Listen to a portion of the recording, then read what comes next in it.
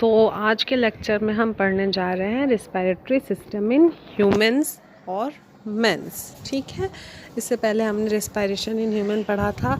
तो respiratory system human में कैसे होता है, उसमें कौन कौन से ऑर्गन्स प्रेजेंट होते हैं, इसके बारे में आज हमें जानना है। तो ठीक है, तो सबसे पहला पॉइंट है हमारा है कि ह्यूमन बींग्स में बहुत सारे ऑर्गन्स होते हैं जो रिस्पायरेशन का प्रोसेस करते हैं। ठीक है, तो उनमें से उन्हें हम क्या बोलते हैं, ऑर्गन्स ऑफ रिस्पायरेटरी सिस्टम। तो कौन कौन से ऑर्गन्स होते हैं उनका नाम पहले हम समझते हैं।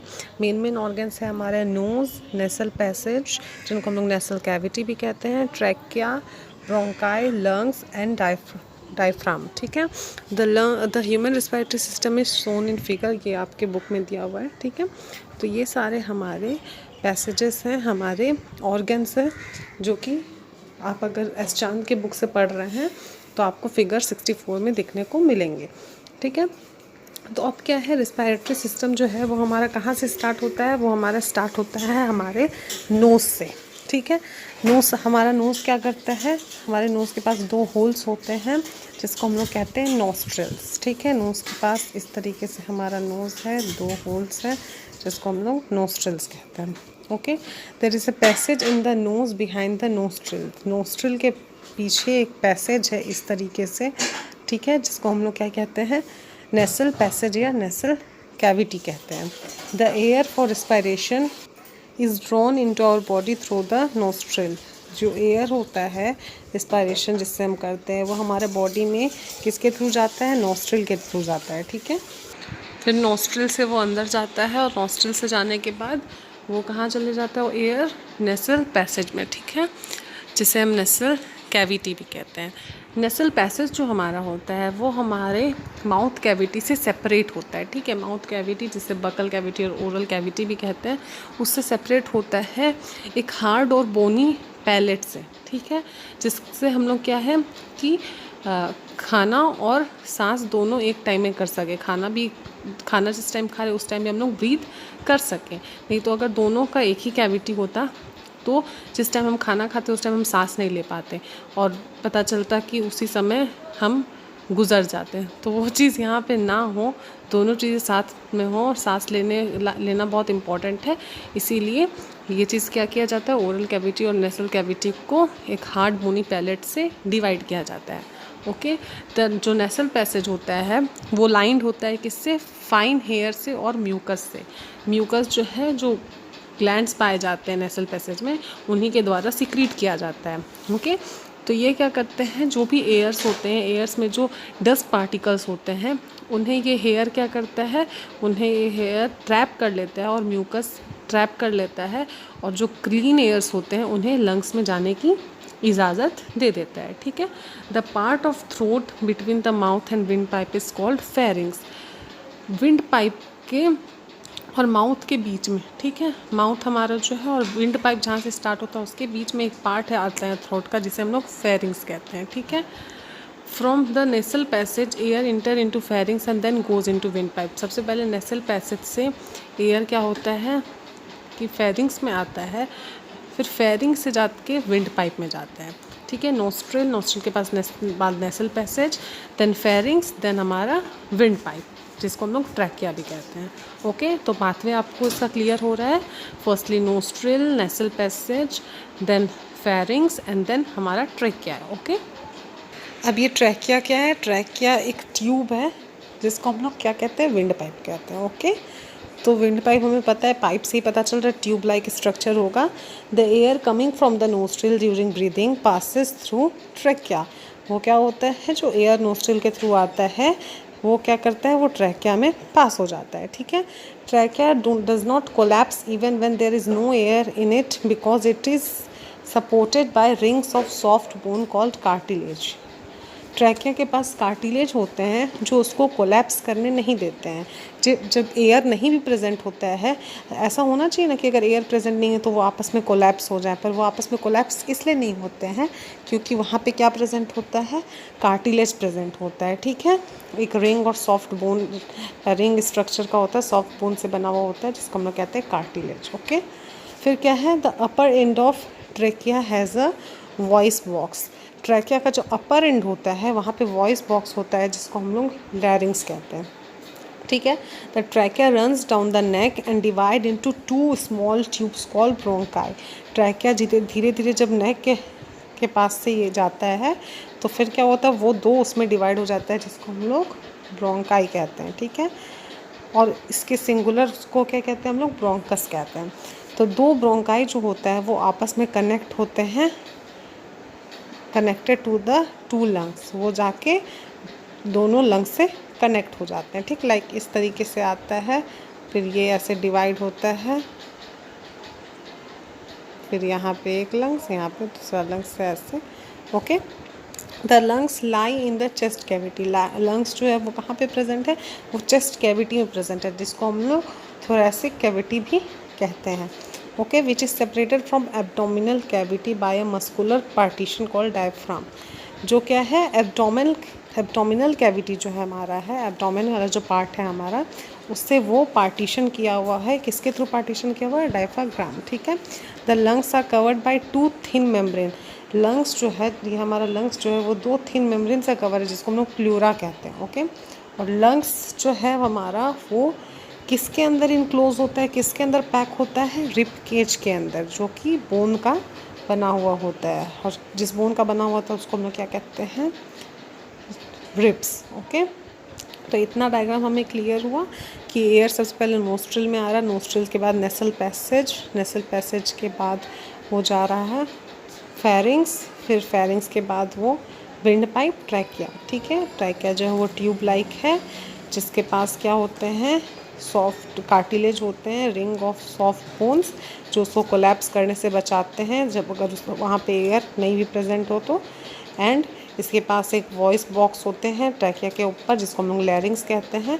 ट्रैकिया जो है वो धीरे धीरे जब नेक के नीचे आता है तो वो 2 पार्ट में डिवाइड हो जाता है, 2 ट्यूब्स में, जिसको हम लोग ब्रोंकाई कहते हैं, और सिंगुलर में उसको ब्रोंकस कहते हैं। और दोनों ब्रोंकाई जो है वो दोनों लंग्स से कनेक्ट हो जाते हैं। लंग्स जो है वो हमारा चेस्ट कैविटी के अंदर रहता है, जो कि थोरेसिक कैविटी भी कहा जिसे हम कहते हैं, और जो एब्डोमिनल कैविटी से डायफ्राम के ज़रिए सेपरेट किया हुआ होता है।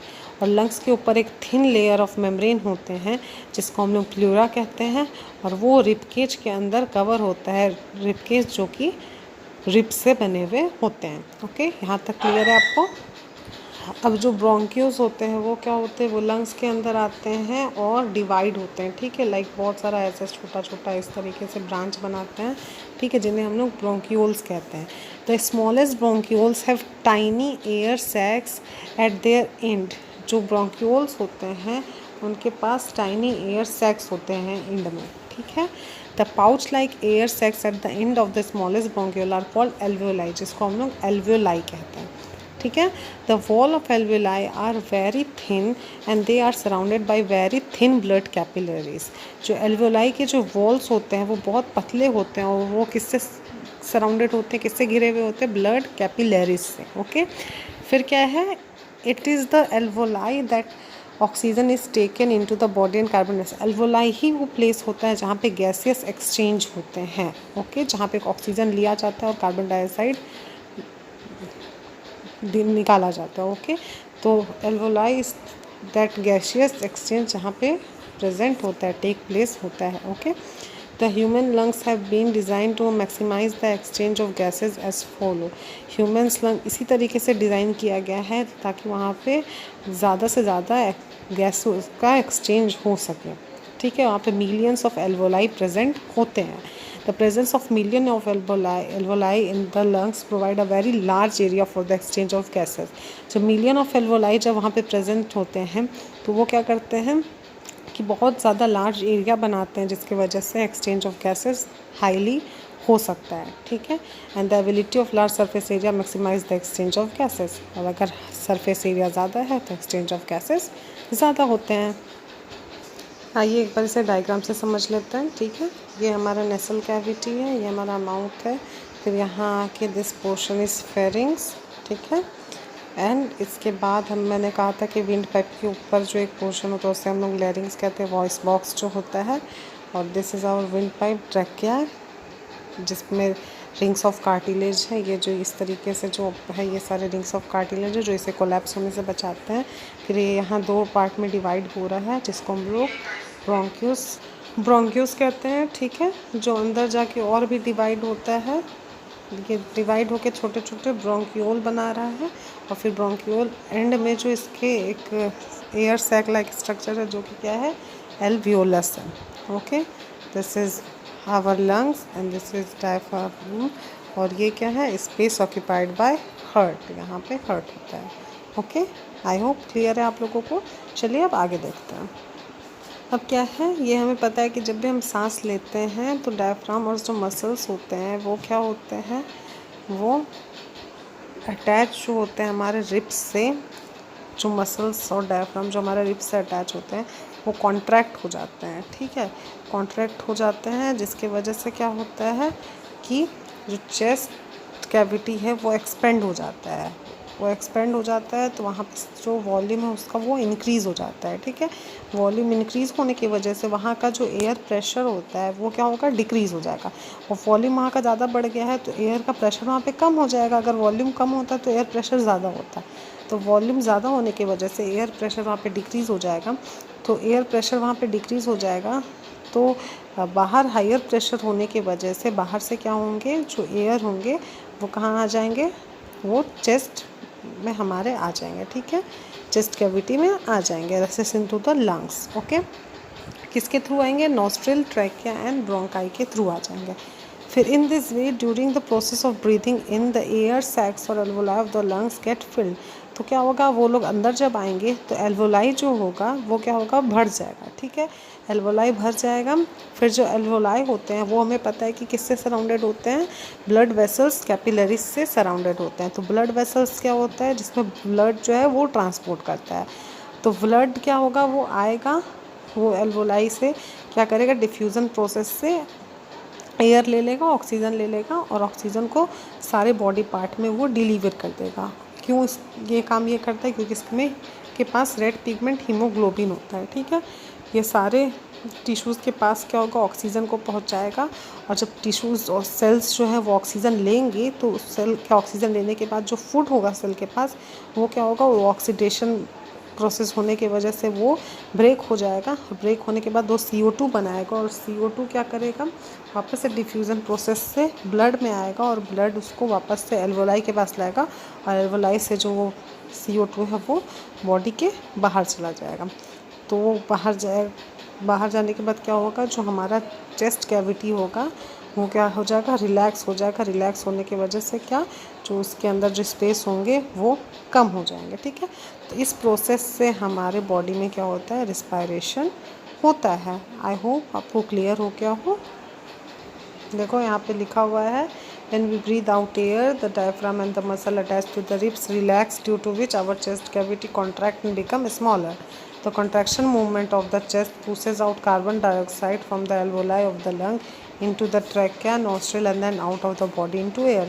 In this way process of gaseous exchange is completed in human respiratory system. ठीक है, आपको क्लियर हो क्या कि पहले हम सांस लेते हैं तो क्यों ये काम करते हैं, क्योंकि जो हमारा जो कैविटी होता है वो क्या होता है, उस कॉन्ट्रैक्ट कर जाता है। कॉन्ट्रैक्ट करने की वजह से जो एक्सपेंड हो जाता है, एक्सपेंड होगा तो उसके अंदर जो होगा वो स्पेस ज़्यादा हो जाएगा। स्पेस ज़्यादा होने की वजह से वहाँ पे एयर प्रेशर डिक्रीज़ हो जाएगा। एयर प्रेशर अब वहाँ पे कम है तो आउटर से क्या होगा, और एयर जो है वो वहाँ पे आएगा और बाकी जो और एयर जो जब कैविटी में आएंगे, हमारे लंग्स में आएंगे तो एल्वोलाई सैक किससे कवर होता है, कैपिलरीज, ब्लड वेसल्स कैपिलरीज से कवर्ड होता है।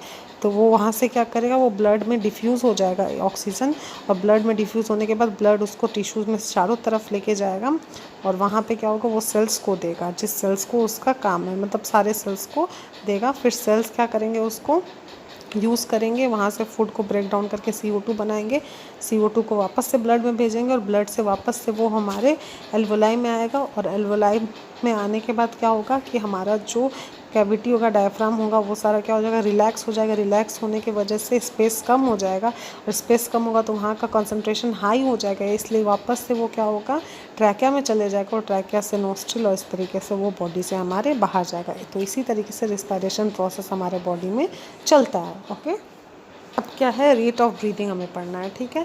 वैसे तो ब्रीदिंग जो प्रोसेस होता है, जो ऑक्सीजन पंप होता है हमारे बॉडी में, वो बहुत ही इनवॉलेंट्री होता है, मतलब अपने आप ही होता है, ठीक है। पर इसका रेट जो है वो चेक करने के लिए कौन काम करता है, ब्रेन उसको कंट्रोल करता है। तो एवरेज ब्रीदिंग रेट जो एडल्ट मैन में होता है वो कितना होता है, 15 to 18 टाइम्स पर मिनट। एक मिनट में 15 से 18 टाइम, ठीक है। पर वो रेट जो है वो इंक्रीज़ भी होता है। वो कब इंक्रीज़ होता है, जब हम हैवीली एक्सरसाइज करते हैं, ठीक है। जब हम फिज़िकल एक्टिविटी बहुत ज़्यादा करते हैं तो उस टाइम हमारा जो ब्रीदिंग रेट होता है वो क्या होता है, वो बढ़ जाता है, ठीक है। फिर क्या है, वो इसलिए होता है क्योंकि जब हम फिज़िकल एक्सरसाइज करते हैं तो हमारे बॉडी को एनर्जी की ज़रूरत ज़्यादा होती है और रिस्पायरेशन के दौरान ही एनर्जी बनता है। तो इसलिए वो क्या करता है, ब्रीदिंग रेट ज़्यादा हो जाता है, जिसके वजह से एनर्जी जल्दी जल्दी बनते जाता है, ठीक है। और rapid breathing supplies more oxygen to body cells for producing more energy required for doing physical exercise, ठीक है। अब हम लोग अपने नोज़ से ब्रीथ करते, ये हमें पता है। पर हम लोग वाटर के अंदर जो है वो ब्रीथ नहीं कर पाते। क्यों नहीं कर पाते, क्योंकि हमारे पास गिल्स नहीं है फ़िश के तरह, ठीक है।